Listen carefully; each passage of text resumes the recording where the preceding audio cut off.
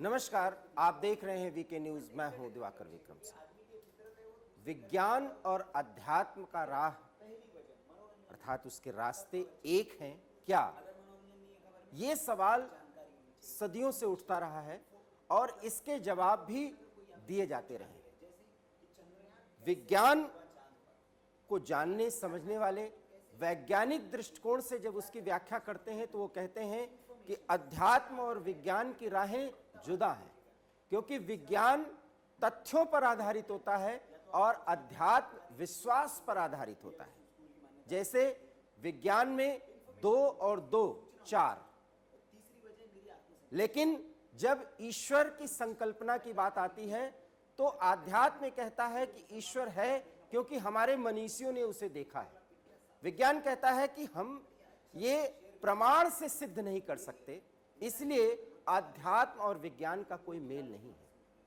लेकिन चांद पर जब भारत ने कदम रखा और इसको सफल बनाने वाले जब इसरो के वैज्ञानिक और उनके आध्यात्मिक रुचि के बारे में आपको पता लगा होगा, तब शायद आप इस निष्कर्ष पर अब पहुंच चुके होंगे कि विज्ञान और अध्यात्म का सम्मिलन अगर हो जाए, दोनों का जोड़ हो जाए, तो उससे जो कुछ भी प्राप्त होगा उससे मानवता का कल्याण और हो सकता है। हम ऐसा क्यों आपको बता रहे हैं? क्योंकि इसरो के प्रमुख एस सोमनाथ चंद्रयान 3 की सफलता के बाद अध्यात्म और आध्यात्मिक मान्यताओं पर ढेर सारे बयान दे चुके हैं। वो कई मंदिरों का दर्शन कर चुके हैं और रविवार को उन्होंने मां भद्रकाली का दर्शन तिरुवनंतपुरम में जाकर के की। पूरे परंपरा और रीति रिवाजों के साथ वो मंदिर का दर्शन करने गए और मां भद्रकाली का उन्होंने आशीर्वाद लिया और पूरा समर्पण उनके प्रति उन्होंने दर्शन के दौरान दिखाया, जो आप तस्वीरों में देख सकते हैं कि परंपरागत वेशभूषा में वो मां भद्रकाली के सामने गए, प्रसाद चढ़ाया, माल्यार्पण किया और उनके चरणों में सर नवाकर उनसे आशीर्वाद मांगा। आगे इसरो के प्रमुख के तौर पर वो इसरो की गतिविधियों को कैसे आगे बढ़ाएंगे। आप जब ये तस्वीरें देख रहे हैं तो इस निष्कर्ष पर पहुंच चुके होंगे कि विज्ञान और वैज्ञानिक दृष्टिकोण का हमारा ये व्यक्ति जो इसरो का प्रमुख है वो कितना आध्यात्मिक है। और ये तस्वीरें देख करके लेफ्ट लिबरल गैंग और उन कट्टरपंथियों की नींद और उड़ जाएगी, क्योंकि इसरो प्रमुख ने इसके बाद जो बयान दिया है वो जानना आपके लिए और भी दिलचस्प होगा, क्योंकि उन्होंने कहा है कि मैं तमाम धार्मिक ग्रंथों का अध्ययन करता हूं और ईश्वर में पूरी आस्था रखता हूं, साथ ही साथ विज्ञान और अध्यात्म के मिलन पर मैं 24 घंटे विमर्श करता हूं, मंथन करता हूं और उसके बाद किसी फैक्ट पर काम करने के लिए आगे बढ़ता हूं। और यही वो सोच है जिसके कारण आज चंद्रयान मिशन हम सफल कर पाए और लैंडर रोवर हमारा चांद के एक एक जानकारी हम तक पहुंचा रहा है। वो सोमनाथ सीधा कहते हैं कि विज्ञान और अध्यात्म का तालमेल होना चाहिए। हमारे वेदों में जो जानकारी है, पौराणिक मान्यताओं में जो जानकारी हमें मिलती है, अगर हम उस पर अनुसंधान करें तो हम मानवता का और कल्याण कर सकते हैं। ये बयान वो कई मंचों से दे चुके हैं और मां भद्रकाली के दर्शन के बाद जब वो पत्रकारों से बात कर रहे थे तो उन्होंने साफ तौर पर कहा कि विज्ञान और आध्यात्म एक साथ मेरे मनोमस्तिष्क, मेरे दिलो दिमाग पर गूंजते हैं और उसी का मंथन करके मैं किसी निष्कर्ष पर पहुंच पाता हूं।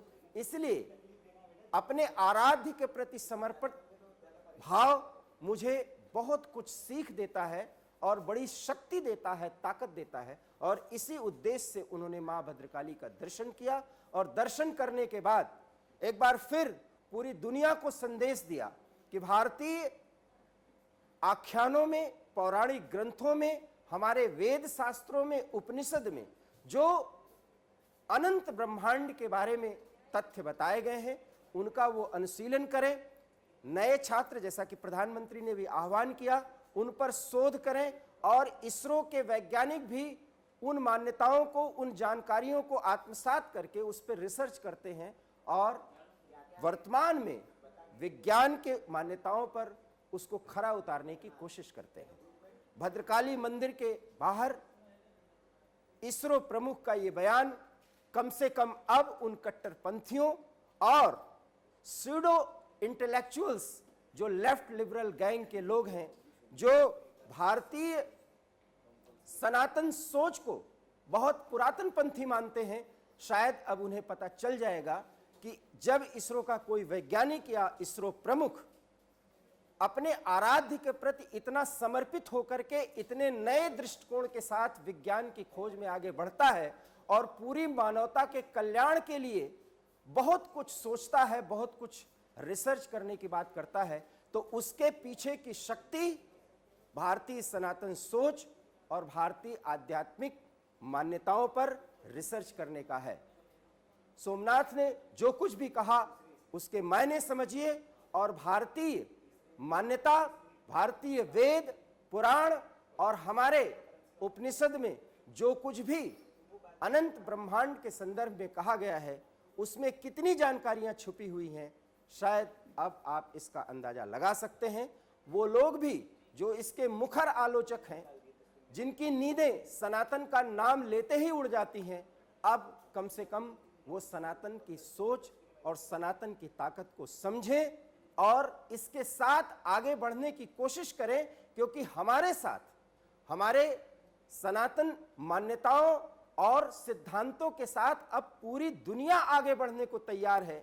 इसका अंदाजा इसी बात से लगाया जा सकता है कि ग्रीस के कई वैज्ञानिक, कई संगीतकार और इंटेलेक्चुअल्स अभी जहां प्रधानमंत्री गए थे दौरे पर, उन्होंने भी माना कि प्रधानमंत्री की सोच इतनी प्रखर इसलिए है क्योंकि प्रधानमंत्री भारतीय मूल्यों के साथ पूरी दुनिया के भविष्य के बारे में सोचते हैं और ये एक ग्लोबल लीडर की पहचान है।